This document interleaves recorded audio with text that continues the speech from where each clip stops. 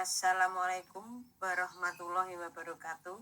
Sugeng siang Pak Tri. Waalaikumsalam warahmatullahi wabarakatuh. Wilujeng siang Bu Yayu. Mana Bu Yayu? Apa kabar hari ini?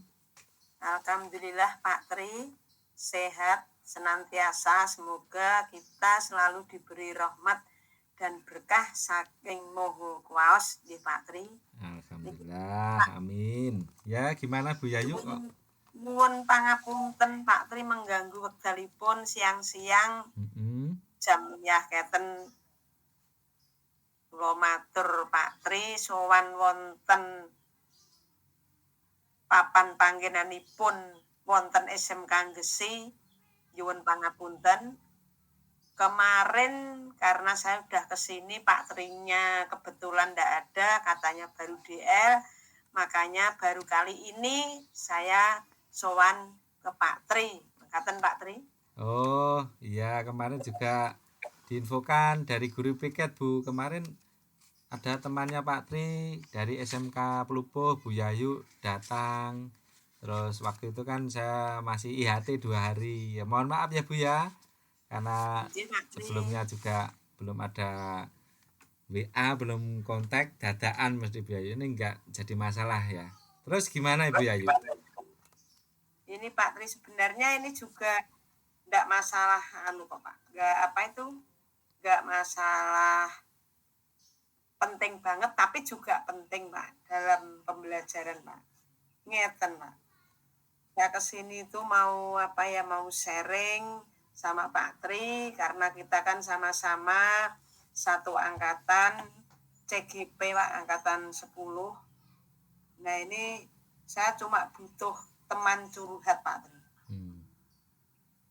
Mengenai masalah murid dalam pembelajaran di kelas mekaten Pak Tri. Muridnya kenapa Bu di kelas itu yang Ibu ajarkan dengan Bu Yayu?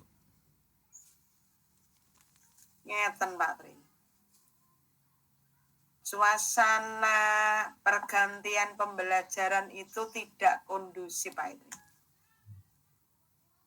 Tidak kondusif waktu mata pelajarannya PKK Bu Yayu ya? Iya. Yang, jadi gini Pak Tri. Gimana? Tidak kondusifnya itu karena mata pelajaran saya itu kan 8 jam Pak Tri. Oh, yang mengajar kelas 12 TKR. Nah, kebetulan di 12 TKR A itu jamnya jam ketiga setelah jam olahraga. Sehingga anak itu kurang semangat dan tidak kondusif untuk mengikuti pembelajaran mata pelajaran, khususnya mata pelajaran PKK saya Pak. Ya, saya bisa menangkap ini. Jadi anak itu Bu Yayu saat ini kan mapelnya 8 jam penuh, yang dimana pagi hari jam keempat 1-4 di olahraga.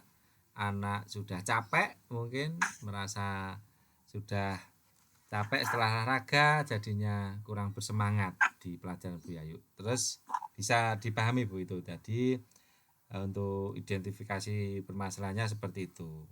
Nah terus penyelesaiannya atau mungkin Bu Yayu bisa menggali kembali untuk diutarakan, misalkan dengan cara metode apa atau dengan penemuan apa, biar anak itu bisa lebih aktif kembali di saat pelajaran Bu Yayu, mungkin bisa digali seperti itu.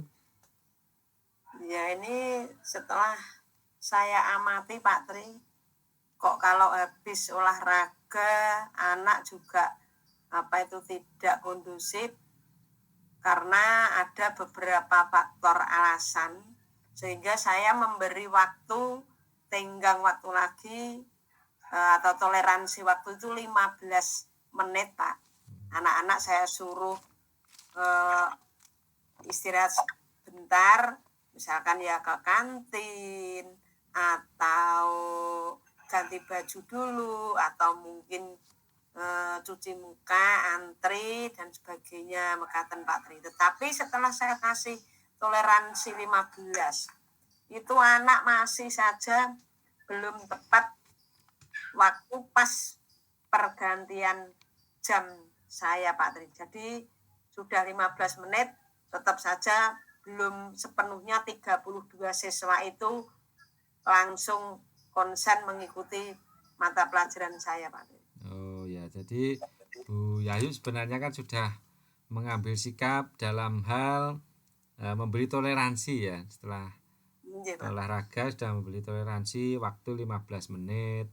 Tapi ternyata kok ya masih seperti kurang. Nah, selain itu mungkin hal lain apa yang bisa memicu untuk anak itu agar aktif pembelajaran yang mungkin bisa terlupakan atau ada undang-undang dari Bu Yayu gimana?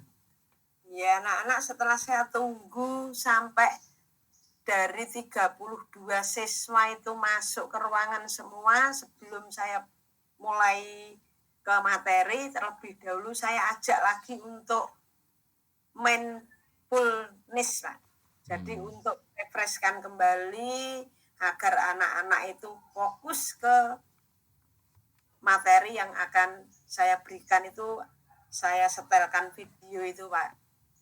Jadi saya setelkan untuk speakingnya itu sebuah penyegaran itu ya gerakan pakai musik seperti itu Pak.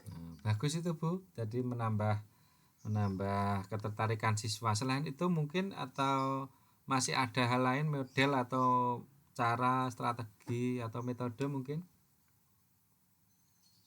Ya setelah saya kasih metode speaking sebelum pembelajaran, anak-anak itu kayaknya itu masih belum semangat lagi Pak, belum gairahnya itu belum ada, belum naik Pak, masih biasa-biasa saja.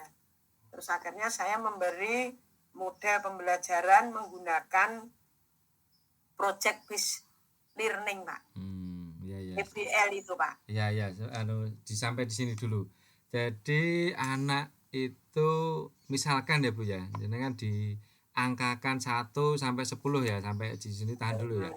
Itu penyampaian jenengan ke anak kalau kisaran 1 sampai 10 itu di posisi angka berapa ya Bu ya? Itu saya amati di level 5 Pak. Karena masih belum kompak, masih ada siswa 1, 2, 3 itu belum mempunyai komitmen untuk mengikuti pelajaran. Oke, di angka 5 ya. Terus harapannya mata pelajaran PKK Bu Yayu itu nanti angka berapa Bu? Di angka berapa ya kisarannya itu? Rencananya dari angan-angan saya itu ke level 7 gitu aja nanti sudah insya bagus Allah ya, anak udah aktif. Jadi saya tidak mulu-mulu harus sampai ke level 10 tidak. Karena untuk pelan-pelan anak supaya mau mengikuti pembelajaran itu dengan konsen, dengan kondusif ke level 7 Pak. Oke, jadi saya bisa menangkap bahwa dari segi angka poinnya tadi ada di angka 5 dengan metode dan cara belajar yang sebelumnya anak kurang aktif. Terus Ibu Yayu bisa menggali yang pertama memberi toleransi, sudah memberikan mindfulness, ice breaking, terus melakukan pembelajaran dengan model PJL atau mungkin ada satu hal lagi yang bisa terlupakan di Bu Yayu mungkin apalagi yang untuk meningkatkan itu loh.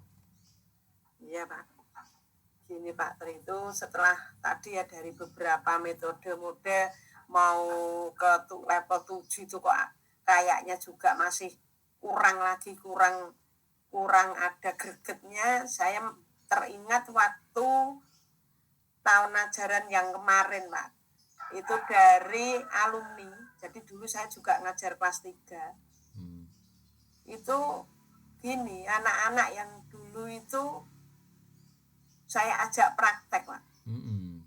Jadi saya ajak praktek membuat sebuah karya. Ternyata anak-anak waktu itu senang sekali. Bahkan jamnya itu sampai jam terakhir itu tidak terasa siang. Anak-anak pengen pulang bu, gitu juga tidak. Malah asik menyenangkan. Jadi Nah, saya ajak untuk berkarya, membuat produk, Pak, oh iya iya. sesuai dengan kemampuannya siswa masing-masing. Wah, bagus sekali Bu Yayu. Jadi dari hal yang Ibu Yayu sampaikan tadi, dari memperpanjang waktu toleransi, memberikan mindfulness, mengelompokkan siswa dengan proyeknya, dan praktek karya tadi yang ternyata dari kakak kelasnya yang tahun kemarin bisa lebih antusias, lah itu sudah tepat Bu, itu sudah pas sekali itu Bu Yayu. Nah itu mungkin untuk hal seperti itu rencana seperti rencana aksinya itu seperti apa nanti Bu Yayu dengan seperti itu. Ya, rencana strategi saya ke depannya itu membuat rencana pembelajaran yang lebih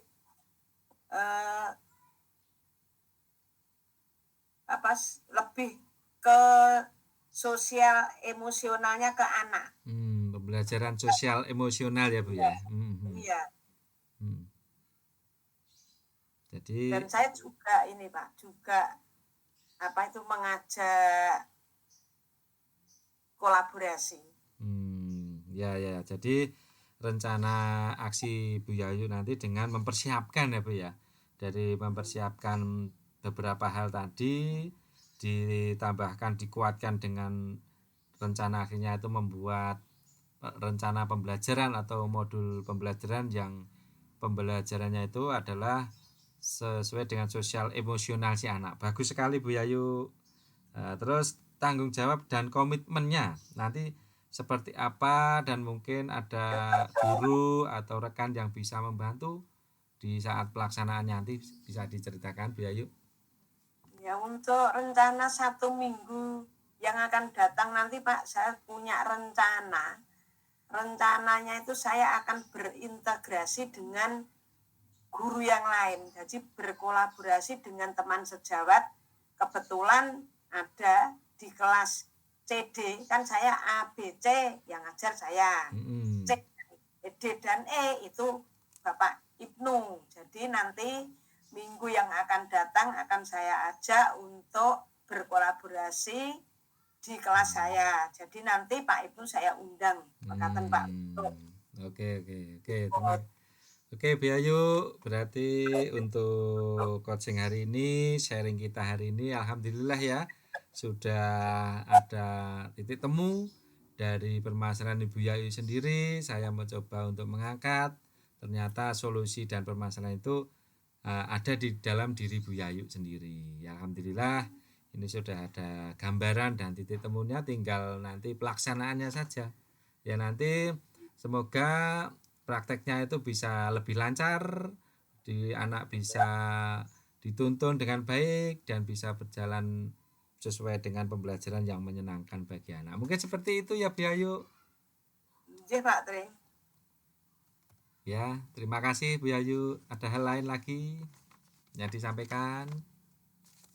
Ya ini Pak Tri, setelah saya ngobrol sama Pak Tri di siang hari ini ya, saya tidak sia-sia Pak, jauh-jauh dari Bupuh ke Gesi dengan beban saya tadi kepikiran tentang anak, apakah di Gesi itu juga mengalami hal yang sama. Ternyata saya sudah lega Pak, oh ini toh, akhirnya setelah kita tuh mengadakan sharing, ngobrol dengan Pak Tri dengan santai, enak, walaupun di siang hari waktunya udah mepet mau pulang absen, itu rasanya wah menyenangkan sekali. Dan saya akan menerapkan teknik stopnya tadi Pak. Oke.